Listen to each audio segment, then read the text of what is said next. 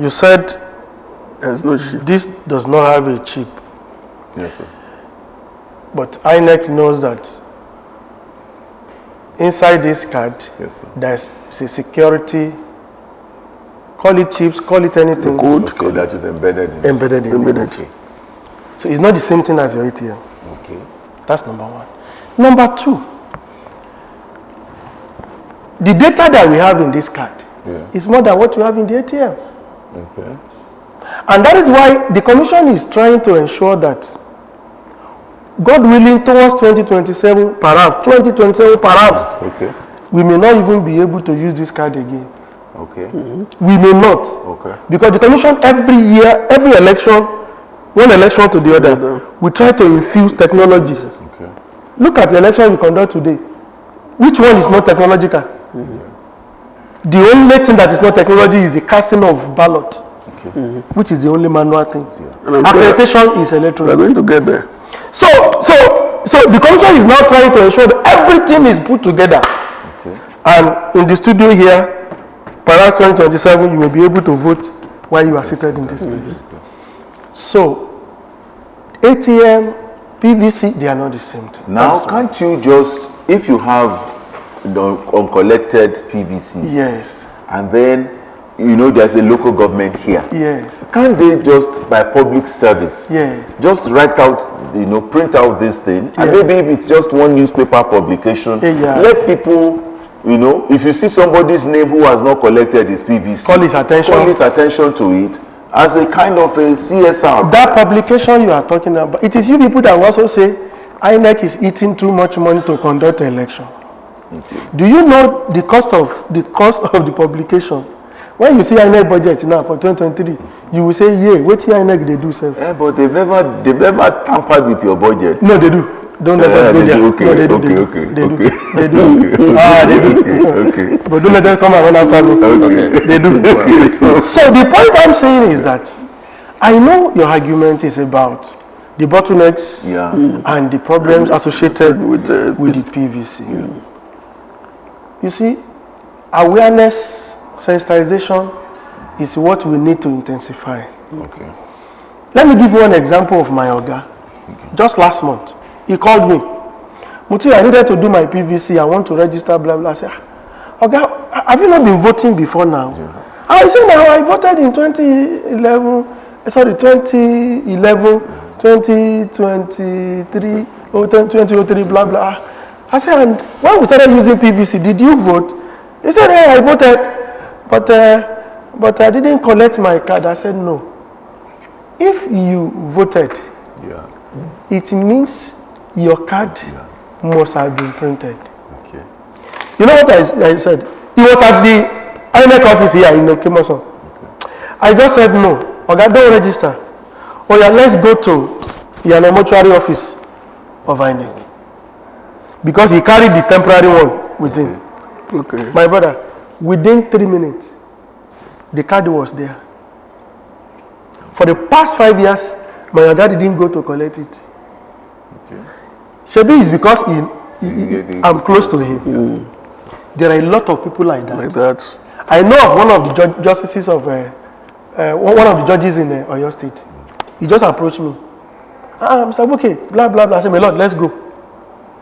We got there. Within 3 minutes, we saw the PVC. Yeah, but that's I'm saying this. That's what I'm saying. That There's need for there is need for us to intensify the awareness for people. campaign, yeah. My brother, a lot of people went to register again during the CVR. Yeah, but Not only that, a lot of people were misinformed that their card needed to be revalidated. Okay. There is nothing like revalidation of PVC. can you imagine? Okay. There is nothing like that. Just as somebody said there, if anything, if you look at the back of your card, you put it, the card will not read everything. It's a lie.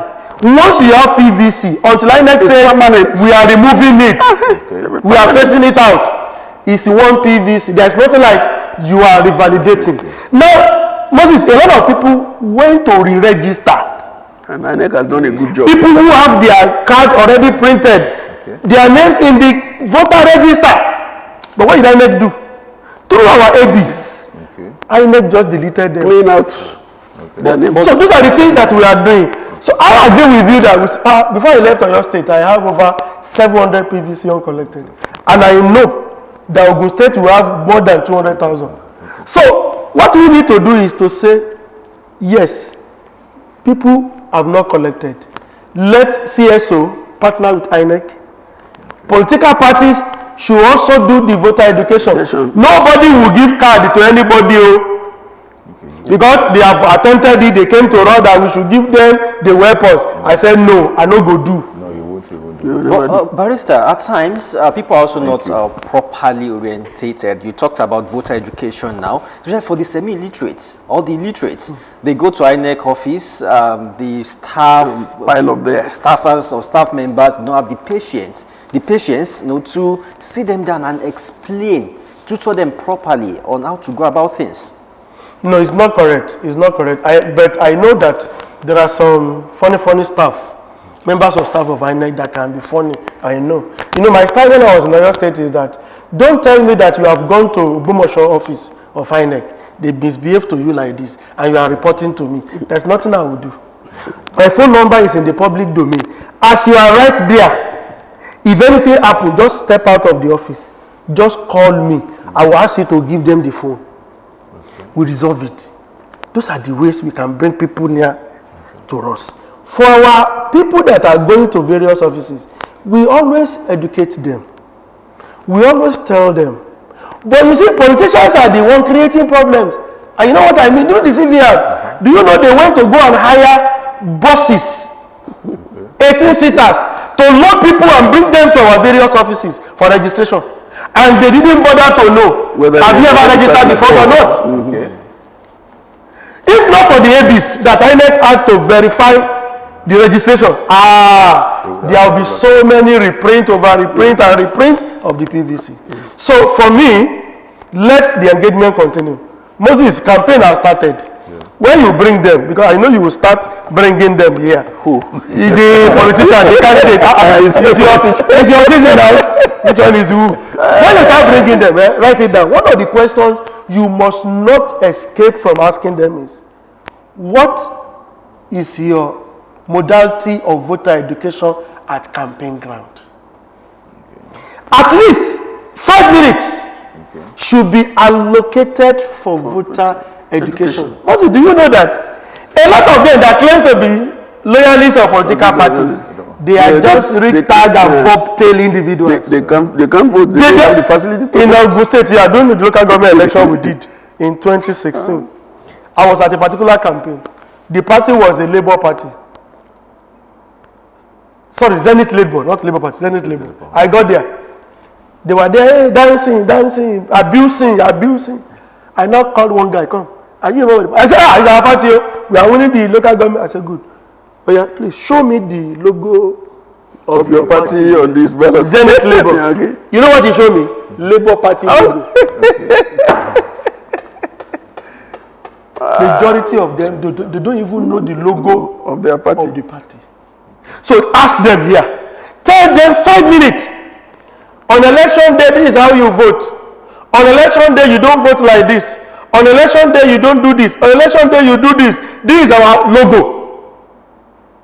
This is the way to do. But I mean, to be fair to them, they have always been doing that. How many? I don't want to. How many? I don't want to argue. How many campaigns? At the campaign grounds. Moses, at the campaign ground. What we know them to be doing, which electoral has forbidden them to do for now. Okay. Avoid intemperate words. Conduct. Abusive languages. Lori buruku ni baba won. Well, but can that really be controlled? Moses. Can that? Because we don't. You see, can that be? The law says if you do, this is the consequence. If there are laws, Barrister. bring their chairman here. Tell them what arrangement have you done. They have started. We saw what they were singing. You know. But not knowing they are contravening the law and their intention. Journalists should be able to tell them. No, it is not until we punish people before they obey the law. Okay, but engage them, tell them that the law says obey. What should be done? No, there is the consequences. There is Yeah, in the but law. they face the consequences. That's the question. You know, We just have 2023. The law is just going to start taking effect now. Electoral Act. We'll wait and see. to be seen. The security are also there to watch them. Any of them that flout the law should be arrested. Now, Barrister- Don't say how many people did INEC arrest. INEC is not to arrest. It's the security. Well, then they can call attention of the but some will security. say that some of those songs are the flavor. You know, when you say awuye wuye awuye wuye awuye, but you know, even in the 60s, you know, they will say inu bolo pengbe ikole adete. See, those are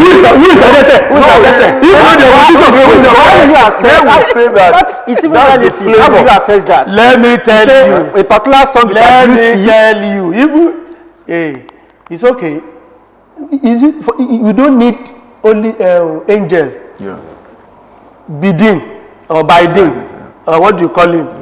Who again? All of those big powers of the world. We don't need them to come and sanitize Nigeria for us. Okay. Yeah, We are the one that will do it. we do it. If you continue to say, how would they do? How would they do? You are saying it's not. It is possible. It is possible. Have you said the highly clear-headed, classified politicians of the developed democracy coming to debate face to face without slapping each other? No, sorry, slapping each other. They will have intellectual engagement. They will abuse themselves very well, but they will just be smiling and be laughing. But here, if you allow them, somebody will have stood up and carried his chair. That kind of temperament. But in Nigeria, I'm happy. Born. Yeah. Is it born? Yeah. Born is there. Is watching you, particularly the media. And then The one owned by the government, the one owned by the private. Apportioning equal time. They are watching you. It's part of the responsibility. And that's what, oh God, the electoral right is in the car. I would have done it like I do the Quran for you, so that I would matter for you. Then you have to ensure that we allow all the political parties to come. Even if they refuse to come, bring them. That is not to say you should do by Father Christmas. No. The law also says there, having paid requisite fee. So the one that pays is the one you engage. But they will blackmail you that they are the one use. They won't say they didn't pay the fees. But if they come, collect their money, give them equal their time. The law is saying whether you are owned by the government, whether you are owned by private, there is consequence for any infraction. So don't argue for them that how would they do it? The law is saying avoid abusive language. Don't use masquerade at your campaigns. Don't use Igunoko. Don't use Egu.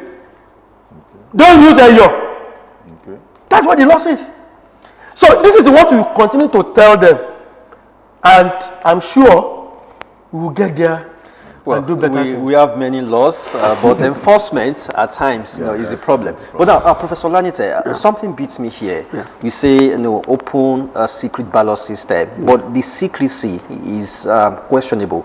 I mean, I've been monitoring since 2011. Somehow, the vote buyers still get a way to know who was voted for, the party that was voted for, and that negates the open secret ballot system that we talk about. And every election season, INEC could say, "Oh, we ensure that they do not see this," because in a way this fuels vote buying. When the vote buyers or agents could say, "Okay, this person, this voter, voted for this particular party." So, but going to 2023, with this change, what system can we put in place to ensure that this does not occur again? Well, I've enjoyed the argument of the REC so much. Because so many things that people took for granted in the past, definitely would not be taken for granted again. Because whether we like it or not, people are aware now, many people that are involved in elections, the politicians, they are aware now that there are laws, and there are punishments for contravening those laws. Well, like I've said in the past, I know people want to buy voters over. It's when they have shared money and all that, they have people that will be at the ballot at the polling booth. to give sign, I mean, and to show that we have voted for your yes. party, all that, you know. And given what Barrister said now, like he noted that it is not everything that INEC would do, INEC officials would do on the voting day. Some of these things are also the major roles of security people, like I said. Okay. And I'm sure with the law, apportioning responsibilities and showing punishment for not doing those responsibilities properly, Okay. people would likely sit up. But one thing is that, like we said at the beginning, we should not expect that everything would be 100% perfect at this first time. Okay. Because to me, it's like Nigeria is just getting serious with election business. Okay. With the 2023 election, and with what INEC has put up. In fact, even now, we can see that when I listened to the INEC chairman yesterday on the television, he was talking about this cleaning up of the voters register. Yes. I was because nobody, I don't think that was ever done in the past. Okay. 2.7 million people, screened out because they registered twice and all that. I mean, this shows that INEC is very, very serious. Okay. And with all the laws that's supposed to back up this election, we know Nigerians will always be Nigerians. But over time, I'm sure we are going to adjust ourselves. Now, properly. let's now come to the former Rec Commissioner. In all fairness, we must commend INEC for what it's doing. But then there is a synergy from what you have said. The security, the media, CSO, political parties, the election, the monitoring.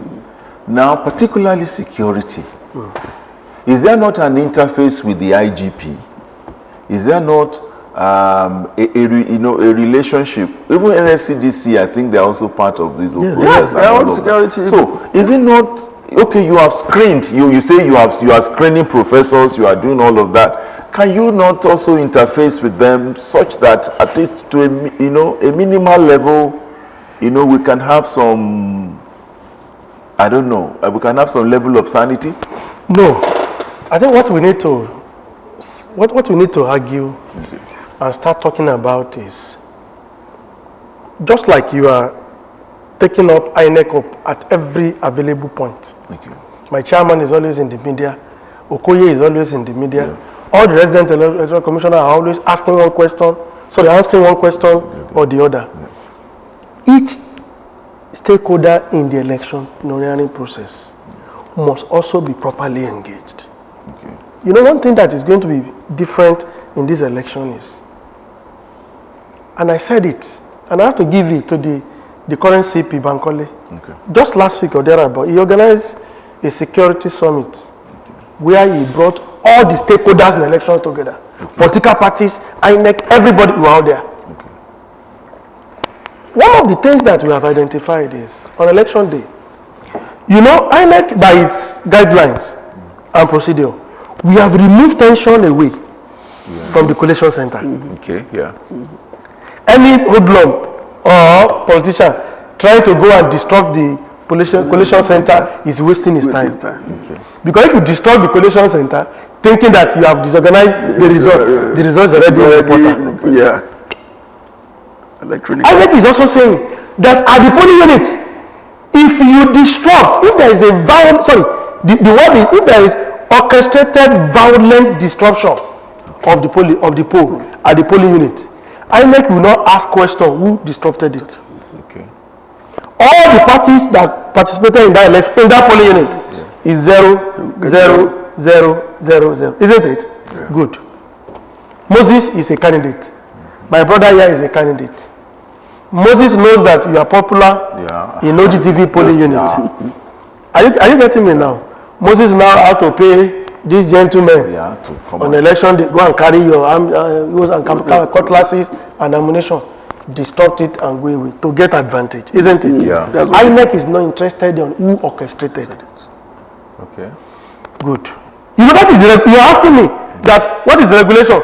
That is INEC regulation. But sir, no, I'm going prof. Just sorry. Yeah. The next question that you should ask is, ideally in such a polling unit, such should not happen. Isn't it? Then I now put it to you. Whose responsibility is to strategically prevent it from happening? Security people. Security. So when we engage, it is not enough to just say, we have deployed this, we have deployed that. Let us have proper understanding of the security arrangement on that day. For me, a non-security person, I will expect a situation whereby we have a standby, either patrol van, standby strategic place, with reasonable distance of between one polling unit and the other. Such that immediately we hear anything in any polling unit, they will swing into action immediately.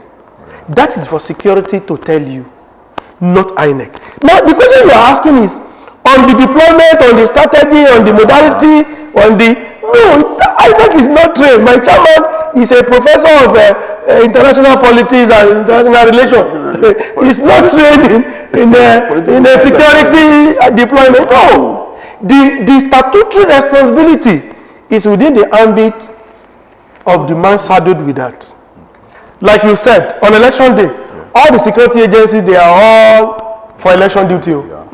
Military, NSDC, immigration, custom, who again? NDLEA, all of them. That is why at a polling unit, you will see at least 3 security personnel standing there, unarmed. Not that you will see 3 policemen, no. People always say, you are not seeing police here, they are not. No. Police cannot man everywhere. That is the purpose of the synergy. You will see you can see immigration, FRSC, NDLEA. If you have seen those 3 people there, don't say there is no security there. Securities are there. I didn't get the point now. So in other places, you could see 1 policeman or 3 policemen as it were. So the deployment is for them to do. INEC is to synergize and ensure that IGP, have you deployed? CP, sir, there is no security here. Because the CP, the police, is the umbrella coordinating body for the security on election day.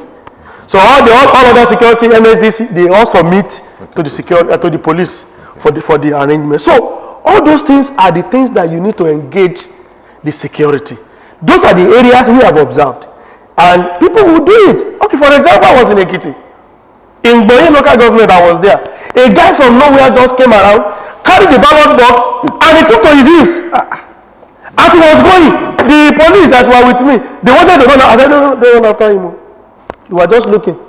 The presiding officer just said, Oga? I said, what? Which Oga are you calling? Don't you know what to do? He brought out the result sheet, 0, 0, 0, 0. But sir, I'm sorry to ask this. If Prof has become the questionnaire, go ahead. The issue is this. Don't worry. I'm okay. The question is, if that, I know there's no law that is foolproof. Okay, no matter how, I'm not a lawyer. God bless you. But so, if that happens, and you give every political party their 0.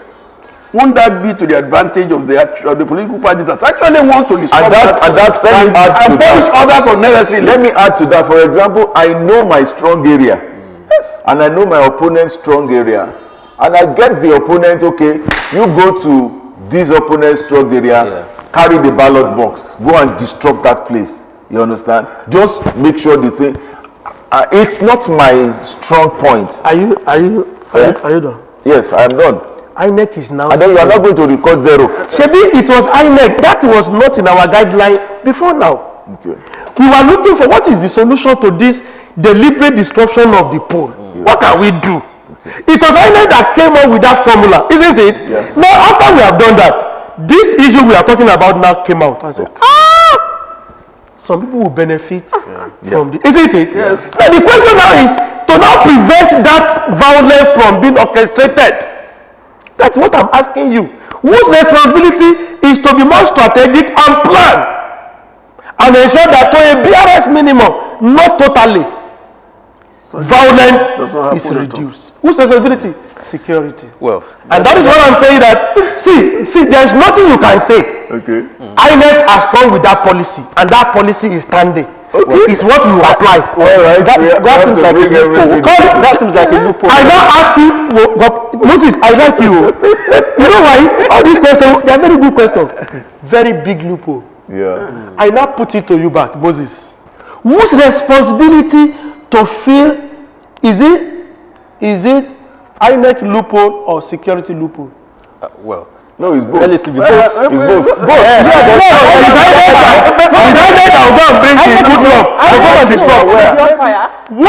both. Stop saying this INEC is on fire. What I've told you is not only INEC. Hold on. I have told you election is not organized by INEC alone. But You don't say INEC is on fire because INEC is on fire. So okay, all the electoral officers, they are the ones that should prevent violence at the polling unit. No, it's a synergy now. There must be a synergy. And we have synergized to organize the That synergy is not working. I think what I That synergy. Okay, it's not working. That synergy. If for example. Okay, give us idea. Yes. No, I think what in such an instance, what should have been in the paper, in the laws, is that if that happens, the security men there should be able to arrest and identify the political party that actually. Prof, God bless you. You are all done now, my brother. You are the either cause that we are being practical this morning. Yes. You are the one that said we should recognize the Nigerianness. Our peculiarities. Yes. Okay. God bless you. Barrister. Oh, no. You won't go. Don't go. Prof, election is a civil arrangement. Yes, it is. No arms and ammunition must be carried there. Yeah. The man that is coming to attack the security is carrying AK-47 and you say you are holding security responsible. Are you realistic? Now, I want to thank you very much. You go to the field of security. We will continue. When you bring Oyeyemi to this place, ask him this question. No, one day, I think one day We will continue to evolve. We are still evolving. I think what we will do is we will bring you. Yeah. We will bring the CP or somebody, and then we will. No, you will bring Rek Ogun and CP Ogun. No, it doesn't matter. No, it's not. So, but we You bring Rek Ogun. Don't bring me. Rek Ogun is here. We wish we could continue, but I think Thank you. the discussion is still ongoing. It's continuing, and that's to also tell us that we have a lot to do. Also. Very well.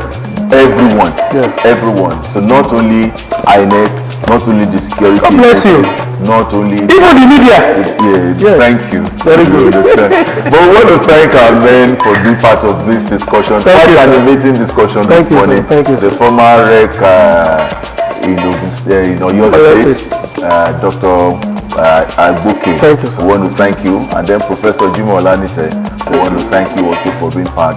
It's been quite animating here this morning, and of course it's expected because 2023 is everybody's concern. But we can look ahead and say there is hope. That's the segment for this morning. After this, we'll be right back. Stay with us.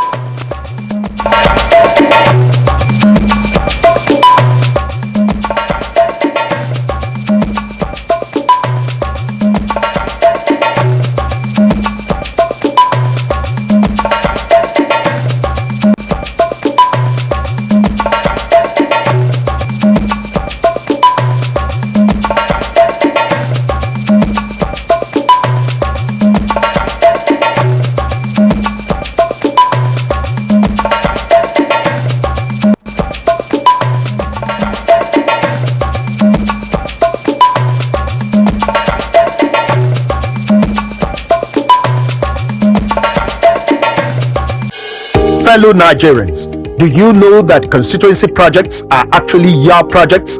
Do you know that constituency projects are funded by the federal government? Do you know that you can track release of constituency project funds for projects located in your constituency and follow up to know how they have been executed? Constituency projects happen because government does not want to leave any community out in development efforts. You have a responsibility to know what constituency project has been planned for your community, how much has been allocated for it, and whether value for money has been delivered. Take ownership of constituency projects located in your community. Protect them because they belong to you. Government knows about your needs and is planning for you. Government needs your help to ensure quality delivery. Know that constituency projects are actually your projects. Protect your constituency project. My constituency, my project. For information on funds allocated to projects in your constituency, call 0800 2255 4272. This message is from the Independent Corrupt Practices and Other Related Offences Commission and the National Orientation Agency.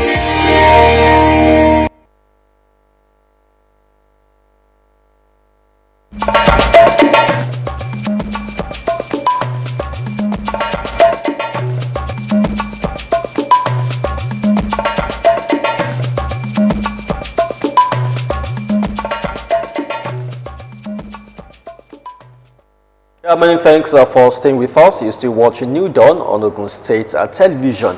Now let's switch to matters arising regarding with regard to ASUU strike. Yes, the strike started. Well, ASUU had embarked on strike action on Monday, February 14th, and till now, even though there seems to be an end in sight to all of this, but there's a court ruling that has asked ASUU to call off the strike immediately. But currently, consultations are going on or are ongoing, and we just hope that in a matter of days this strike will be called off.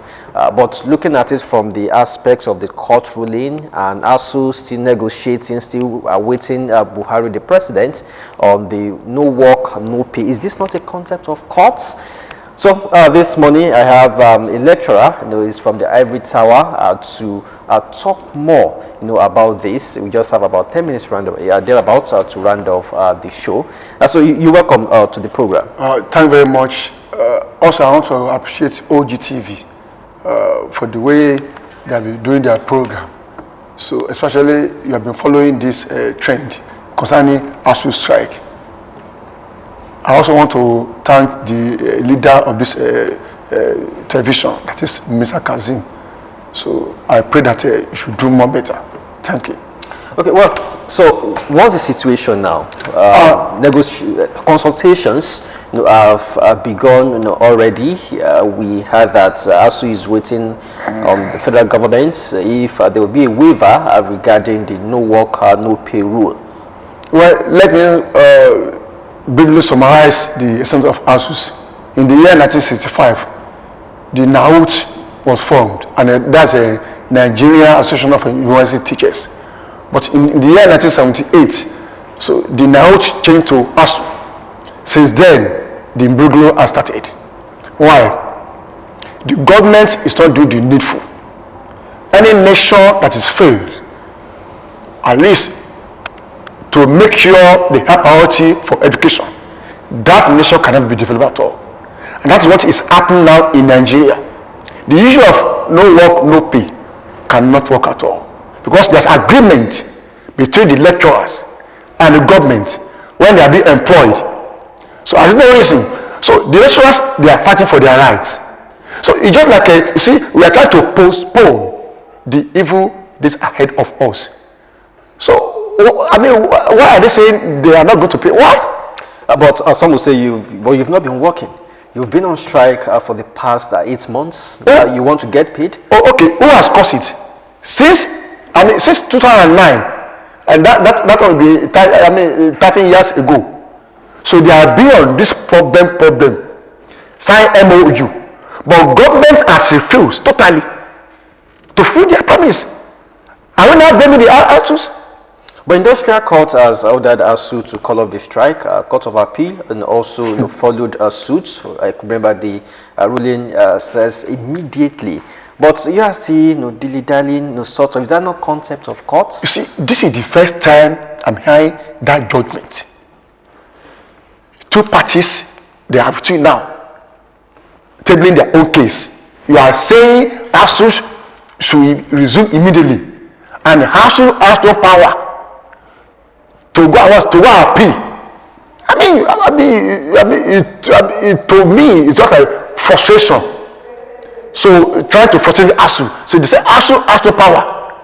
So that means they have no freedom to explain the office that they have no power to go and but they should for resume duty. But that's the interpretation. That's the interpretation of the law. No, so the interpretation of the law is based on what? On moral. It's on moral.